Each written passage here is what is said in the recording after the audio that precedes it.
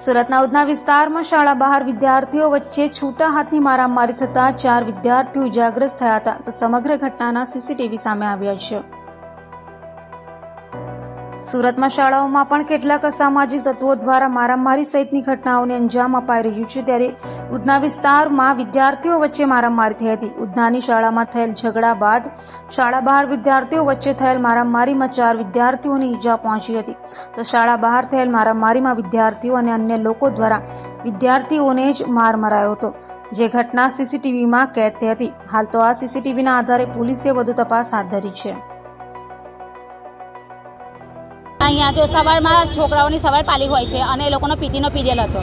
પીટીના પીરિયડમાં બધા છોકરાઓ ઉપર ક્લાસમાં જતા હતા તો એક છોકરો મુસલમાનને એમ બોલ્યો કે ચૂંટિયા જેવા બધા છોકરાઓ છે, એટલે પેલા છોકરાએ મારા એમ પૂછ્યું કે કેમ તું ગાર બોલે છે, તો પેલા છોકરાએ કીધું ગાર તો મેં દૂંગા, તુજે જો હો તો કર લે। પછી પેલા છોકરા કંઈ બોલ્યો ના કે કંઈ નહીં, વાત પતાવી દે, શું થયું છે એને પછી વાત પતાવી દીધી।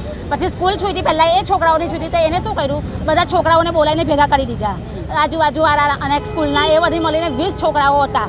પછી એ લોકોએ ને તો મારા છોકરાને અહીંયા એમ કહીને બોલાવ્યું, એટલે પેલા એના દોસ્તાર સાથે એ લોકો ગયા તો પહેલાં એને 2 તમાચા માર્યા।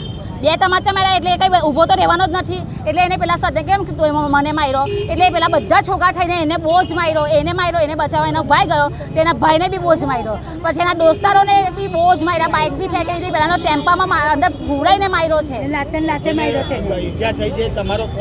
એ મારો છોકરો છે ને હમણાં એ હોસ્પિટલમાં એને છાતીમાં દુખે છે, એ લોકો એને સુવડાઈને એટલો માર્યો છે।